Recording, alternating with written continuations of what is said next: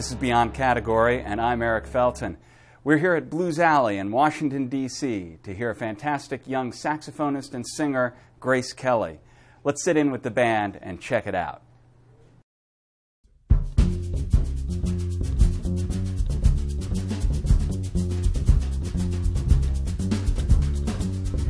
You are my morning and my nighttime star.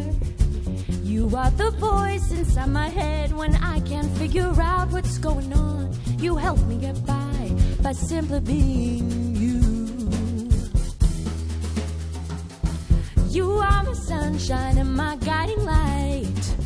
You are the voice that brings me closer to my dreams. You're always there to guide. You help me get by simply being you.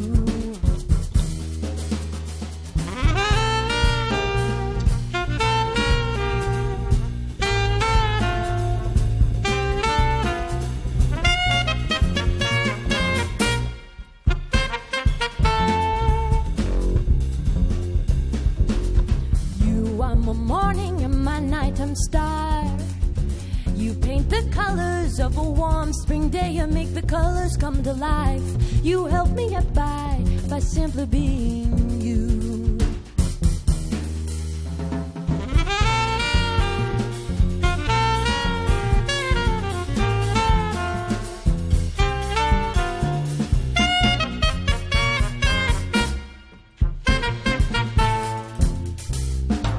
Too high to touch the ground and no one can bring me down. You are my world, you are my smile.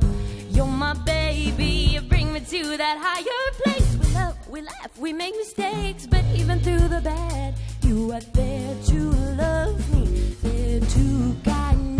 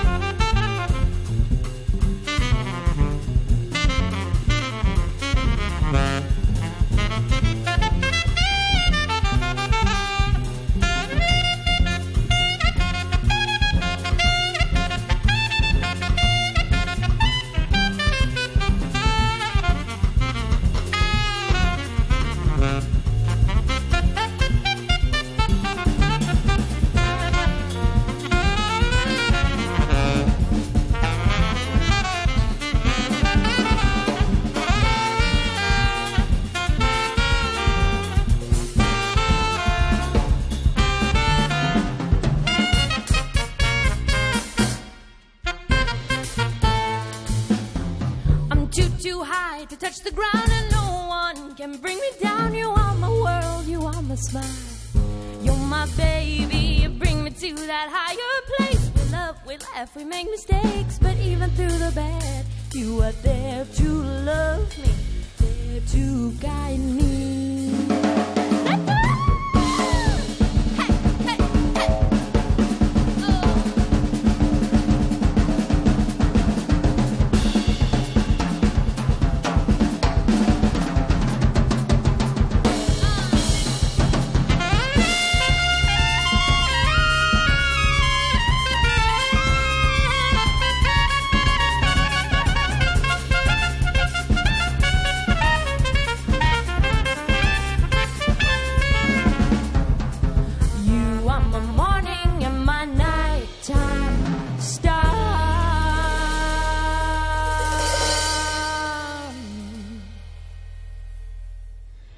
Grace Kelly, thanks so much for joining us. That was fantastic. My pleasure. What fun getting to play with you. Absolutely, likewise. I have to start by asking about your name, which is it an advantage or is it a hindrance having the same name as a famous actress? It does make it easier for people to remember me because I've gotten many comments after performances like, oh, Grace Kelly, I'm not going to forget that name.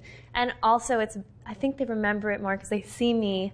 I look nothing like Grace Kelly. There's nothing Irish about me. And they're like, huh, Grace Kelly. Interesting. But just a story behind my name. My birth name was Grace Chung, which makes a lot of sense. And my mother divorced my biological father when I was like 2 years old. And she met my stepfather, and his name is Bob Kelly. And he legally adopted me when I was 8 years old. And my name turned into Grace Kelly. But the crazy part about the story is ever since I was little, I've been watching Grace Kelly movies. And I used to go around school and I'd say, I'm Princess Grace Kelly. And I would write my name, and my teachers would yell at me and say, that's not your name. And it turned into my name. So some people think it's a stage name. Other people think I changed it for the stage. I wasn't even in music when that became my name, so it's really cool.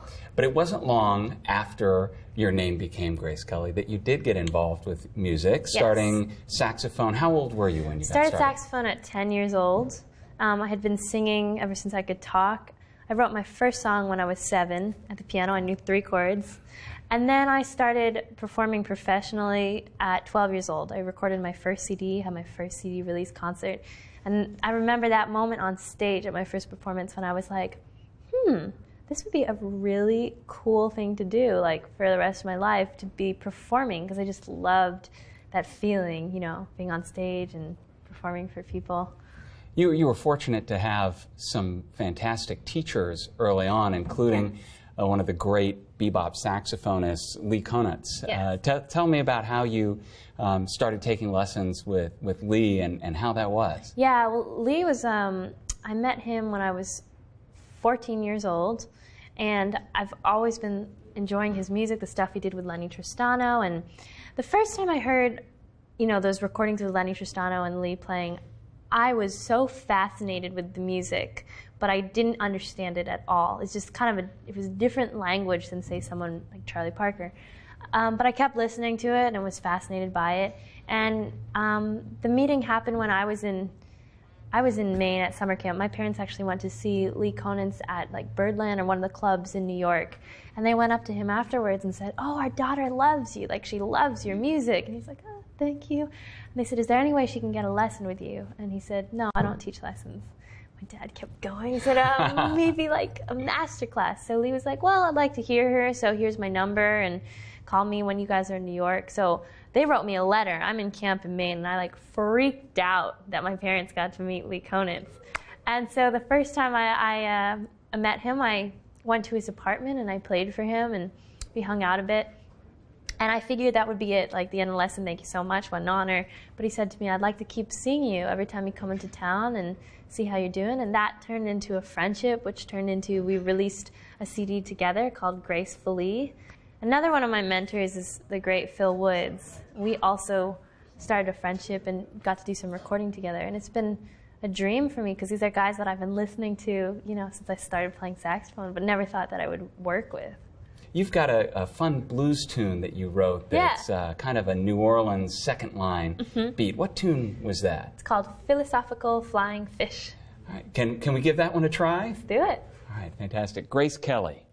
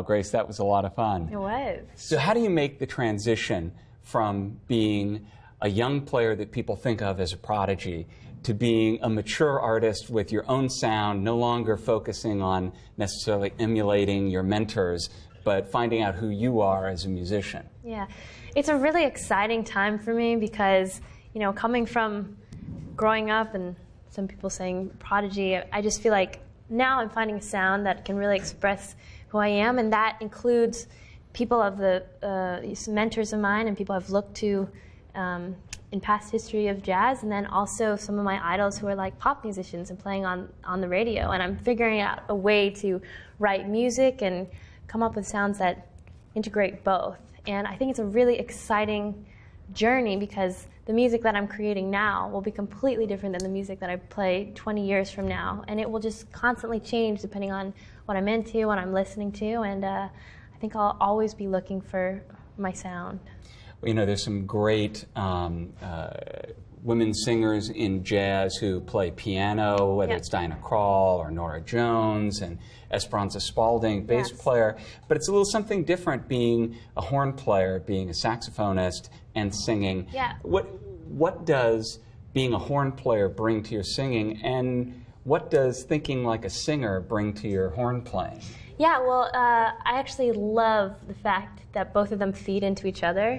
As a singer and saxophonist, when I'm playing, I'm always thinking about the words to a song because I've been singing along to those songs and the words have a lot of meaning to me. So when I'm playing a ballad, like that song means so much more to me than just the notes. I'm also singing the words and trying to play the feeling through it.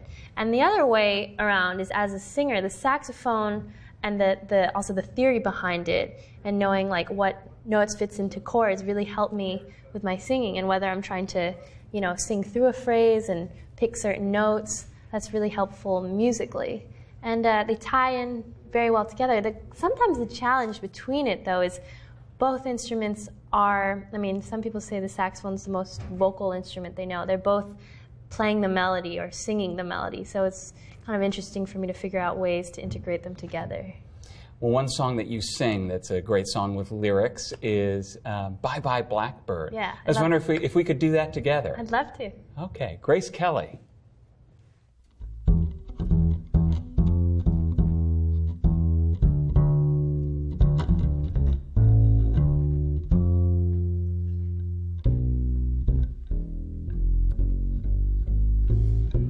Pack up all my care and woes. Here I go, singing low. Bye, bye, blackbird. Where somebody waits for me. Sugar's sweet and so is he. Bye, bye, blackbird. No one here can love and understand me. Oh, what hard luck stories they all hand me. So come on and pack my bags and light the lights. I'll arrive late tonight. Blackbird, bye-bye. I just wanted to say it's such a pleasure to be here with your host today, Eric at the Voice of America. We're in Blues Alley, the legendary Blues Alley, and I'm so glad that he could play some bass with us today. I was traveling from New York City, though I live in Boston, but it's a shorter drive. So we're gonna play a little, sing a little, swing a little, Now it's time to put down the mic.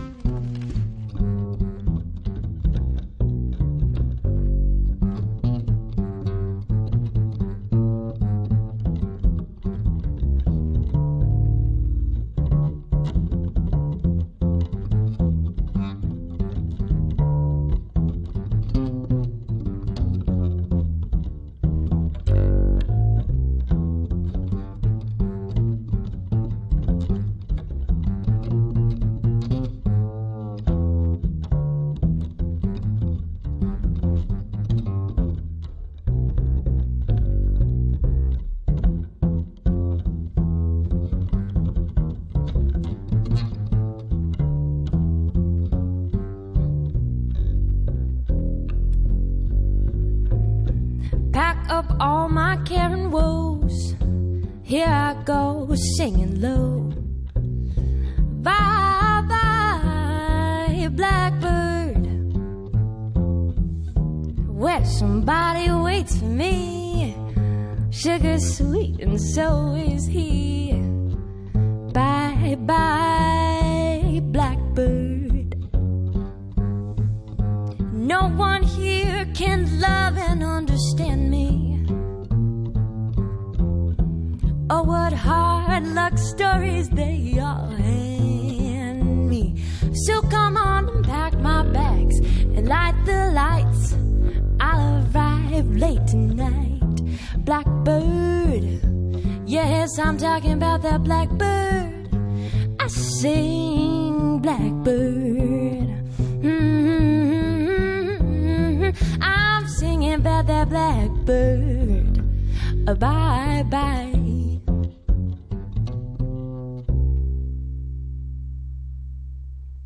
Grace Kelly, that was so much fun. It was. Yeah. So now that you've gotten yourself out of the sort of collegiate prodigy world, you're out on the road touring and traveling the world. What are you finding as you travel around? How's that informing the music you're making, seeing new places? Oh, it's been so exciting. It's just like, it's a dream to me to be able to travel the world and then perform and play my music for people and see that music truly is a universal language, you know? I might not be able to speak the same language as somebody else, but they understand musically what's happening. And it's just a treat to have adventures, meet new people, see how they receive my music. Do you find that that some tune hits resonance in one part of the world and another tune may have more resonance in another part of the world? Absolutely, yeah. There's definitely, like in certain parts of Germany, like really intense jazz fans who might love bop and stuff like that, and then we go to another place where they like more of the funk and the groove stuff. So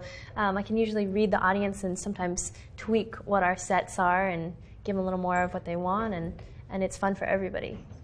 And there are a lot of people now who are playing jazz, but also experimenting, as you have been, with all the other music that's happening, you know, pop and all sorts of things. Where do you think jazz as a music is headed, and is it going to be able to incorporate these elements and still remain something identifiable in its own terms? Oh, I hope so, absolutely, because I think that we have to, as jazz musicians, adapt to the times. And I think about some of my heroes, you know, Miles Davis, and he was always adapting to the time. He was also always pushing forward, whether it was him doing some more fusion stuff in the later part or even experimenting with hip-hop. And I think that in order to keep jazz alive, and with the younger generation too, who's used to hearing pop songs and beats, we have to integrate some of that into jazz. And for me, it's not even having to do it, it's natural. So what I listen to just comes out, and I've seen younger people react to it in a really positive way, and older people as well. And I think that as long as it stays genuine and sincere to who I am or for whoever artist it is, then it's going to translate well. Well, Grace, it's been such a treat having you on Thank Beyond you. Category and getting to play with you. Why don't we do one more tune? Yes. Great. What should we do? Let's do a great standard entitled The Way You Look Tonight. Fantastic. Well, thanks again for joining us. Thank you. Grace Kelly.